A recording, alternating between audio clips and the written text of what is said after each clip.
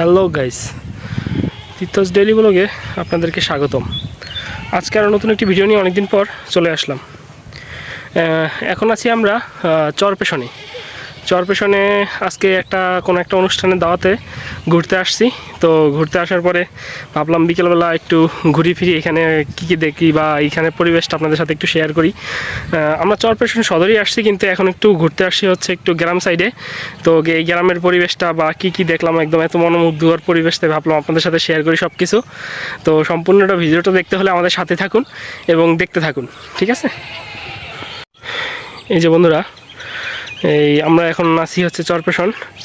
তো এই যে একদম চারদিকে যেদিকে তাকাবেন শুধু ধান ক্ষেত আর ধান ক্ষেত। এখানে হচ্ছে প্রচুর ফসল আবাদ করা হয়, আর পরিবেশটা এত মনোমুগ্ধকর, এত ঠান্ডা, খুবই ভালো লাগতেছে। মানে অনেক বাতাস, আর শীতল বাতাস, একদম শরীর সব কিছুটা একদম পুরো শরীর ঠান্ডা হয়ে গেছে। সোজা কথা, শরীর মন সব কিছু ঠান্ডা হয়ে গেছে, খুবই ভালো লাগতেছে। এই পাশে একটা মন্দির আছে, এই মন্দিরের ঠিক অপর পাশেই এইদিকে হচ্ছে এই ফসলি জমি আছে, ওই পাশে অনেক দূরে আছে। সূর্যের আলোর কারণে হয়তো বা বিকেল হয়ে যাচ্ছে, সেজন্য আপনাদেরকে সম্পূর্ণ ক্লিয়ারভাবে দেখাতে পাচ্ছি না। তো এখন আমরা এই গ্রামের ধান ক্ষেতের আইলের মাঝখান দিয়ে হাঁটছি। তো দেখুন, এই যে আইলের মাঝখানে অনেক সবজি চাষ করা হয়েছে। এগুলো হচ্ছে বেগুন গাছ। বেগুন গাছে বেগুন ধরছেও, কিছু কিছু ধরছে, আবার পোকায় খেয়ে ফেলছে।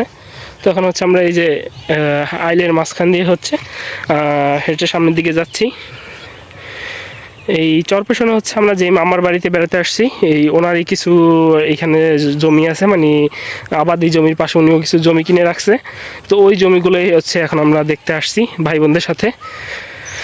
তো এখন আমরা মামার জমিতে যাওয়ার চেষ্টা করতেছি। এই যে সামনে এটাই হচ্ছে মামার জমি। তো দেখুন, এই যে ভাই বোনরা সবাই দেখতেছে, আমরাও যাচ্ছি সামনের দিকে দেখতে, আপনারাও দেখতে থাকুন।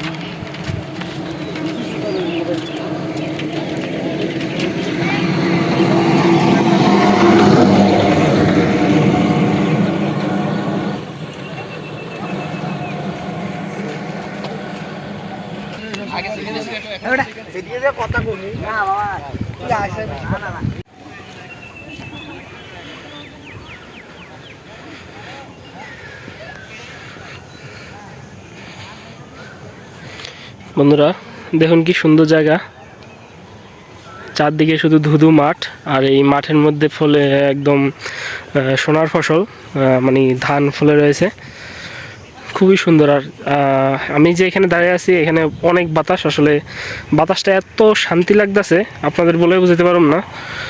খুবই ভালো লাগতেছে আর কি, বাতাসটা একদম মনোমুগ্ধকর একটা পরিবেশ। এই যে বন্ধুরা, আপনারা যে ধান গাছগুলো এখানে দেখতে পাচ্ছেন, এই ধান গাছের মধ্যে অলরেডি যে ধান চলেও আসছে, এই যা দেখতেছেন যে প্রত্যেকটা গাছে ধান চলে আসছে, এখন শুধু ধান পাকার অপেক্ষা।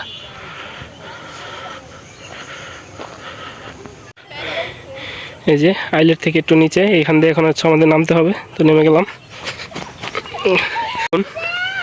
এইটা হচ্ছে এই সম্পূর্ণটাই হচ্ছে যে মামার বাড়িতে আসছে, ওনার জমি।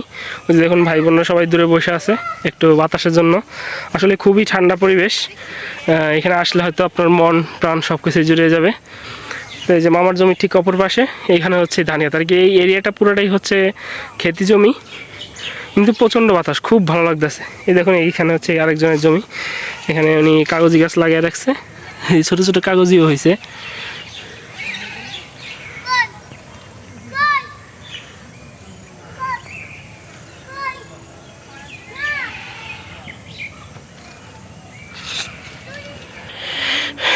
এই যে এখানে আরও অনেক ফল ফলাদি অনেক কিছু গাছ রয়েছে।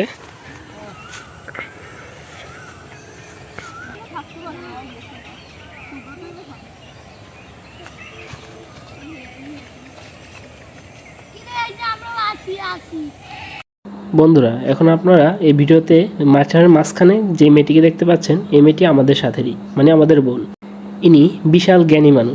শর্টকাটে বাসায় যাওয়ার জন্য মাঠের মাঝখান দিয়ে হেঁটে শেষ রক্ষা আর হলো না। মাঠের মাঝখান দিয়ে যাওয়ার সময় কাদায় পা আটকে যায়। তারপর ঠিক সন্ধ্যা হতে না হতেই আমরা বাসায় চলে আসি সবাই। বাসায় এসে ভাই বোনরা সবাই মিলে একসাথে একটু চা খেয়ে ফ্রেশ হয়ে নিলাম। আর আমি এইভাবেই চায়ের মধ্যে বিস্কুট ডুবিয়ে বিস্কুটকে নরম করে খেতেই পছন্দ করি। আমার মতো চায়ের মধ্যে বিস্কুট ডুবিয়ে খেতে কে কে পছন্দ করো অবশ্যই কমেন্টে জানাবে। বন্ধুরা, এখন আমরা সবাই মিলে মাংস রান্না করছি, মানে বলতে পারো ছোটোখাটো একটা পিকনিকের মতো করে নিলাম। ঘরে রান্না না করে বাইরেই কাঠের চুলায় মাংসটা রান্না করলাম। আর তোমরা তো জানোই কাঠের চুলায় রান্না করা বা কাঠের চুলায় মাংস রান্না করলে স্বাদটা অতুলনীয় হয়। আজকে মাংসটা রান্না করতেছে আমার দাদা। মাংসটা রান্না প্রায় হয়েই গেছে। এখন আমরা মাংসটা জল দিয়ে দেবো, মানে কষানো হয়ে গেছে। এখন জল দিয়ে একটু নেড়ে চেড়ে নেব। জল দেওয়ার পরে কিছুটা সময় ঢেকে রাখবো। আর এইভাবেই কিছুটা সময় রাখার পরে মাংসটা সিদ্ধ হয়ে গেল।